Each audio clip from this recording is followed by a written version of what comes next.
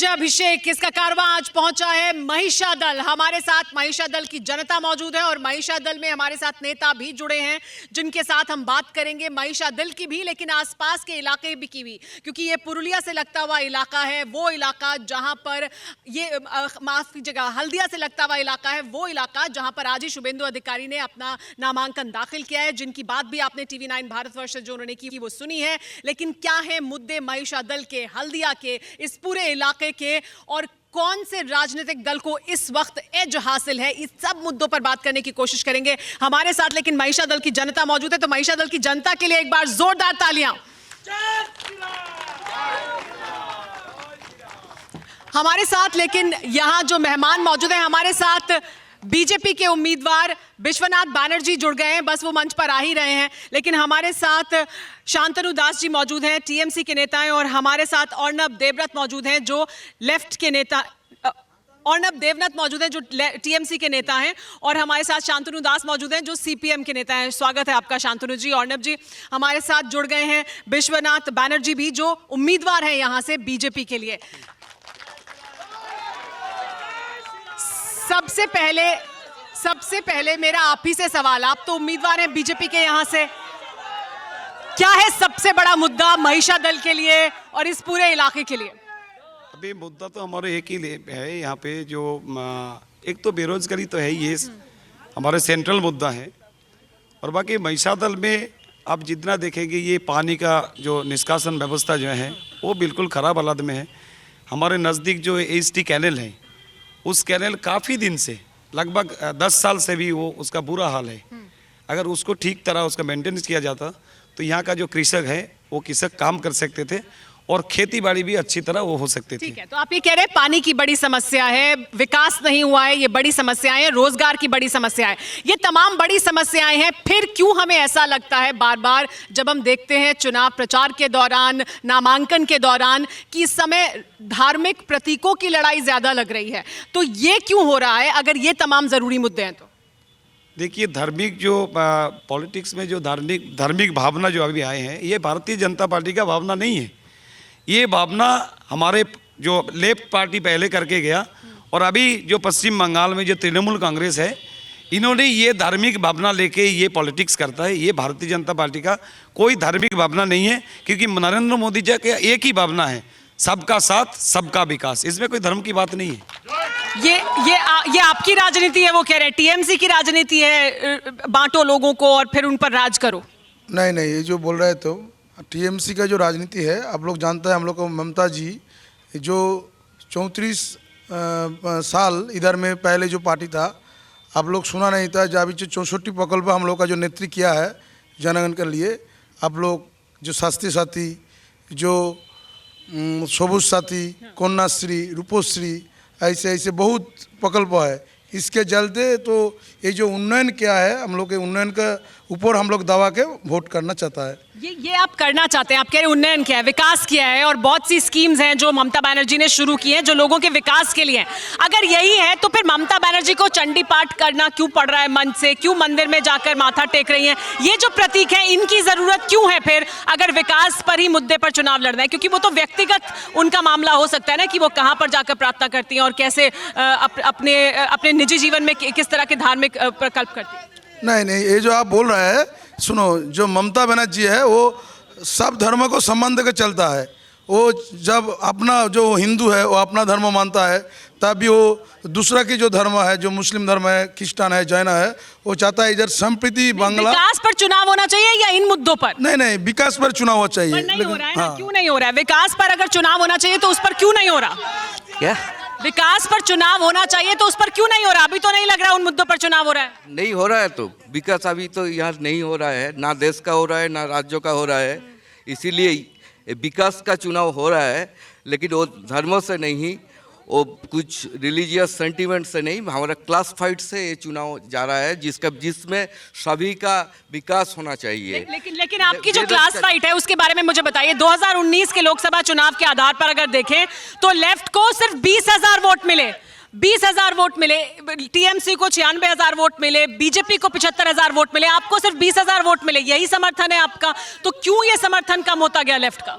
आपको थोड़ा पीछे जाना चाहिए। नहीं, आपका जो आप 2019 से भी पीछे जाना चाहते, आप 34 साल पीछे जाना चाहते हैं, मैं आपको 5 साल पीछे ले जाना चाहती हूँ। मेरा अभी के बारे में बताइए। आप मेरा बात नहीं सुन रहा है। बोलिए बोलिए। 2019 से पहले जनरल इलेक्शन कब हुआ था, मैं आपको 34 साल नहीं पता रहा है। 2019 से पहले जनरल इलेक्शन वेस्ट बंगाल में हुआ था 2016 में। स्टेटस इलेक्शन, हाँ। हाँ, उसका स्टेटस देखिए। 2019 में जो पोलराइजेशन हुआ था, जो भाषण खड़ा किया था दोनों पार्टियों में, उसमें सामूहिक रूप से कुछ लोग में भी कंफ्यूज हो सकता है, बट ये कंफ्यूजन कभी पूरा तरफ से नहीं चलेगा, अच्छा दिन से नहीं चलेगा। आप देख लेगा 2021 से उसका जो भावना है, जो बेरोजगारी है, जो कीमत ज़्यादा है, उसका भावना में ये वोट करेंगे लोग, महंगाई पर वोट करेंगे, नौकरी के मुद्दे पर वोट करेंगे। आप ये कह रहे हैं इन मुद्दों पर नहीं करेंगे? नहीं करेंगे, नहीं करेंगे। बात कर लेते हैं, इस पर बात कर लेते हैं, यहाँ की जनता से बात कर लेते हैं। ये बताइए, विकास मुद्दा है या नहीं है? हाँ, विकास का मुद्दा तो है। विकास का मुद्दा तो है या विकास का मुद्दा ही सबसे अहम है? विकास का मुद्दा ही सबसे अहम है वरना और क्या अहम है उसके अलावा? ना, उसके वाला कुछ नहीं। आपके मुताबिक कौन सा मुद्दा सबसे अहम है? विकास या नहीं? विकास का। विकास का मुद्दा जरूरी है? हाँ, विकास का मुद्दा जरूरी है। विकास के मुद्दे पर हो रहा है चुनाव? हाँ, विकास होना चाहिए, अभी विकास नहीं है। यहाँ पर विकास कुछ भी नहीं हो रहा। कार्ड बनी खाकर उसने पूरा बर्बाद किया है, महिषादल को बर्बाद किया है। सम्मान नहीं, महिला सम्मान नहीं, पूरा झूठ का और सब फूल, सब मिथ्या। पार्टी से तो नहीं है ना आप? पार्टी और के बारे बांग्ला मुक्त करता হবে। तृणमूल उत्खात अकबर है, सबका साथ, सबका विकास। जय श्री राम। 100% क्या ऐसा है, क्या ऐसा है कि तृणमूल में कुछ विकास नहीं हुआ? वो तो काटमानी खा रहा है, उन्नयन के बर्बाद कर रहा है। जो केंद्रों में आ रहा है पूरा काटमानी खा के पूरा शेष कर देता है, बंगाल के शेष कर दिया एकदम। ठीक है, तो यानी ये बार बार जो मुद्दा आता है, बीजेपी यही मुद्दा उठाती है और यही सवाल आपसे पूछती है, इसका जवाब क्या देंगी ममता बनर्जी? इससे कैसे लड़ेंगे? ये कट मनी है, कैसे विकास नहीं हुआ है? आप कह रहे हैं उन्नयन पे चुनाव लड़ेंगे, लोग कह रहे हैं उन्नयन हुआ कहाँ है, विकास हुआ कहाँ है? नहीं नहीं, ये जो बोल रहा है विकास जब नहीं हुआ बोल रहा है, तो महिषादल में आप देखिए इधर भी नया विश्वविद्यालय जो प्रतिस्थापन किया है, और स्कूल कॉलेज जो महात्मा गांधी जो आप कवास बड़ा पर हुआ है नया। और ये जो बोल रहा था पहले जो खाल का ये जो खाल है हम लोग का साइड में, ये खाल का भी खनन किया है, जो जैसे हम लोग का शस्यों का भी काम में लग सकता है अच्छा से। फिर रास्ता घाट का जो उन्नयन हो रहा है, और ये सब जो कुछ हो रहा है आपके मुताबिक, विकास हो रहा है, विकास का मुद्दा लोगों को भी लगता है सबसे अहम है, फिर क्यों शुभेंदु अधिकारी को अपने नामांकन से पहले 2-2 मंदिर में आज गए वो प्रार्थना करने के लिए? अभी सुनिए, जो टीएमसी का जो प्रवक्ता है, मैं उनको बोलना चाहता हूँ कि उन्होंने विकास का मुद्दा उठाया। सही में विकास हुआ है, लेकिन वो विकास महिषादल वासी का विकास नहीं हुआ। ये तृणमूल कांग्रेस का जितने सारे लीडर है ना, छोटा से बड़ा, उनका विकास हुआ है।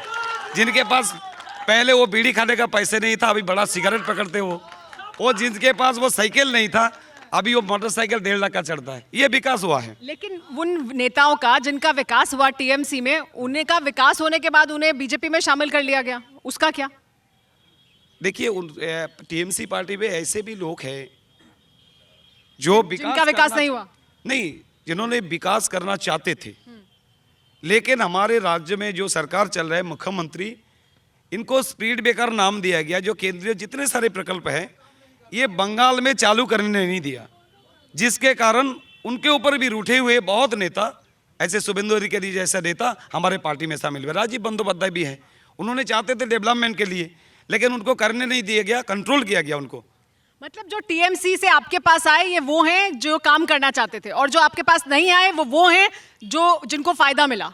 नहीं, सुनिए, अभी टीएमसी वाला क्या बोल रहा है, जब तक उनके पार्टी में थे तब से अच्छे थे, अभी टीएमसी निकल के बीजेपी में आ गए, वो तो चोर बन गए, ऐसे थोड़ी होते। अब ये सोचिए, ये भी सही बात है, ये भी सही बात है। तो फिर आपकी पार्टी में से निकल के गए तो वो गलत हो गए, आपकी पार्टी में तो ठीक थे, तो अच्छा है ना, बीजेपी के पास चले गए तो अच्छे लोग गए ना। नहीं, वो नहीं है। सुनो, ये जो आदमी लोग हम लोग को पार्टी से निकल दिया गया था, वो लोग को ये लोग लेके फिर काम चला रहा है अपना पार्टी के लिए। शुभेंदु अधिकारी को पार्टी से थोड़ी निकाला था, आखिरी वक्त तक आप कोशिश कर रहे थे कि उनको शामिल रखा जाए। सुनो, शुभेंदु अधिकारी का जो बात है, उसको जो ये लोग सीबीआई, नारोदा, सारोदा, जो भी केस में पहले देके उसको बहुत से डराया हुआ है, डराने के बाद वो खुद बाँचने के लिए चला गया। आपकी पार्टी से, टीएमसी से ऐसे तमाम नेता बीजेपी में गए जिनके खिलाफ कोई केस नहीं था। आपकी पार्टी के लोग आपके साथ क्यों नहीं है? ममता बनर्जी क्यों अकेली होती जा रही हैं, जो बीजेपी कह भी रही है कि चुनाव आते तक तो वो अकेली रह जाएंगी? ऐसा क्यों हो रहा है? उनका घर बच क्यों नहीं रहा? ना घर क्यों नहीं बच रहा है? ऐसे कुछ नेता लोग हैं जो लोग जो अभी जो शुभेंदु अधिकारी भी किया है, वो खुद मुख्यमंत्री बनना चाहता था, ठीक है, लेकिन हम लोग का जो पार्टी का फोरम है, फोरम में उसको 35 का पद देकर रखा था, लेकिन उसमें भी वो शांति नहीं है, उस खुद मुख्यमंत्री बनना चाहता है, ठीक है। महत्वाकांक्षाओं की वजह से वहां पर पहुंचे हैं। क्या महत्वाकांक्षा यही है शुभेंदु अधिकारी की कि मुख्यमंत्री बने? ये बिल्कुल ही गलत बात है। ये बात सही है, जो शुभेंदु अधिकारी ममता बनर्जी के दाहिने हाथ था, ये बिल्कुल सही बात है।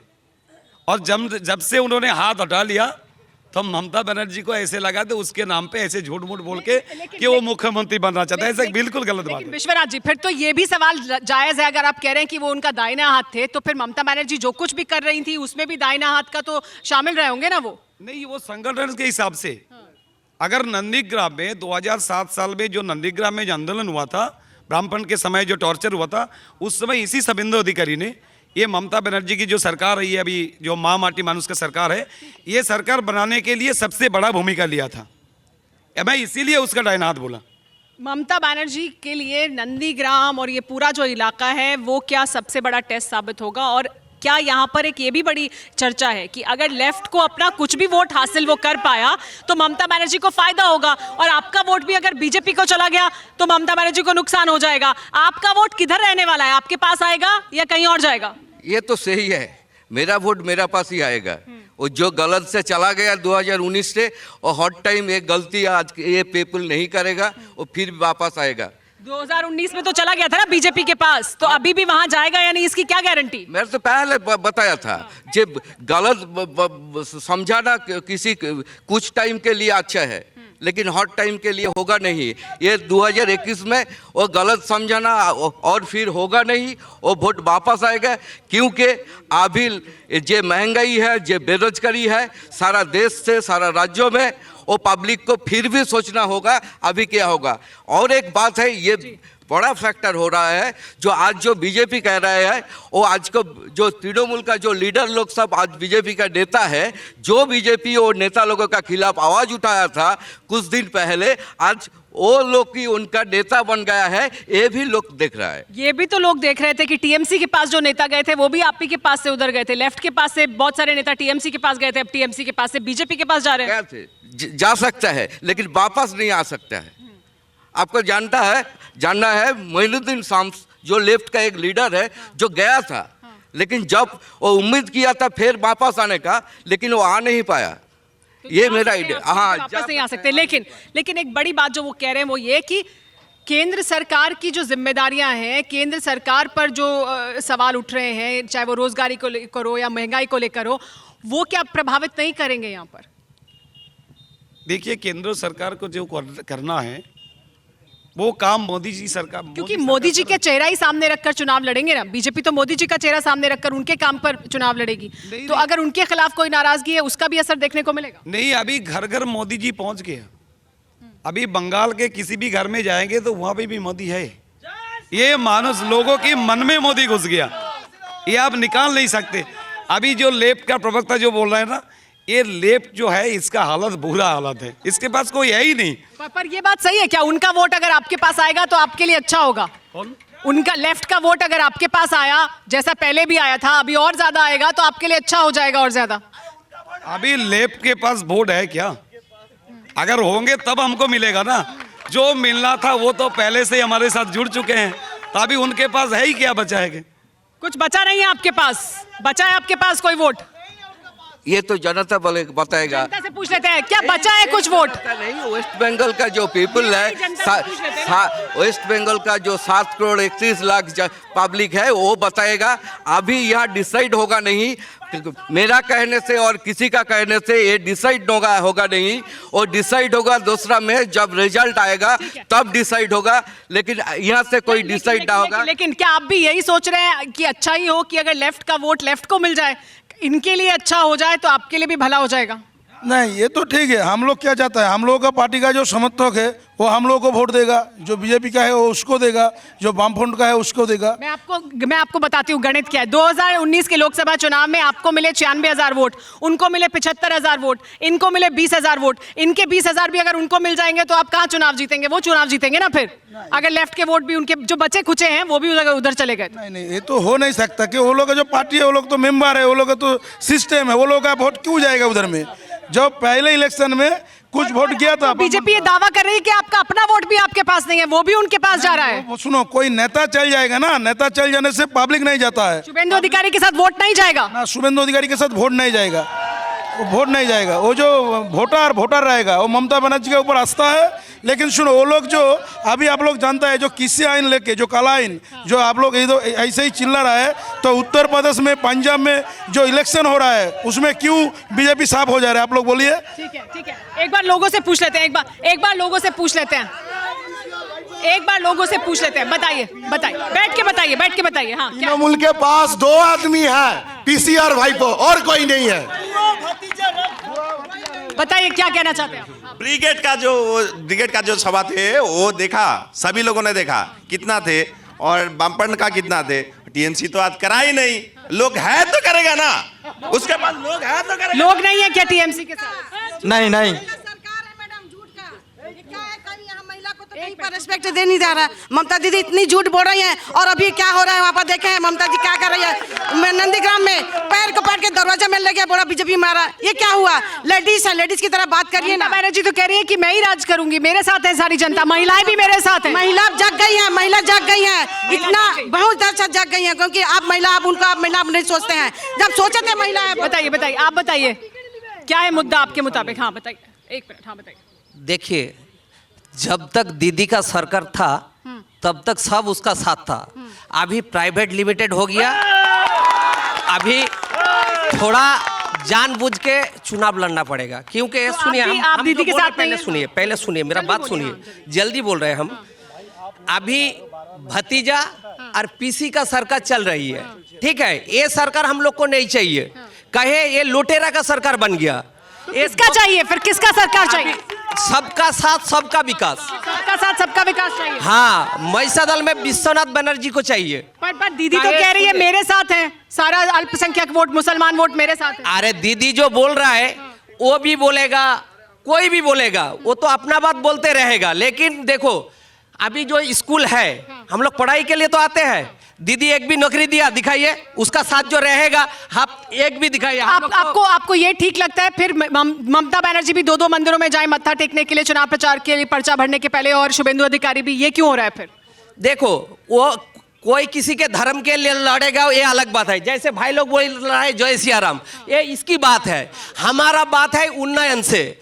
यदि उन्नयन होगा, हम सबका साथ सबका विकास है। ये बड़ी बात है, ये बड़ी बात है। विकास सबसे बड़ा मुद्दा है, विकास चाहिए। विकास जहां नहीं हुआ है वहां लोगों के अंदर नाराजगी भी है, लेकिन होगा क्या, नतीजे क्या होंगे? 2 मई को सबसे तेज नतीजे भी आप देखेंगे लगातार TV9 भारतवर्ष पर। TV9 भारतवर्ष पर बंगाल चुनाव की ये सबसे बड़ी कवरेज भी रोज लेकर हाजिर होंगे हम शाम 5 बजे बंग युद्ध में। आज के लिए इतना ही, कल फिर एक और नई जगह।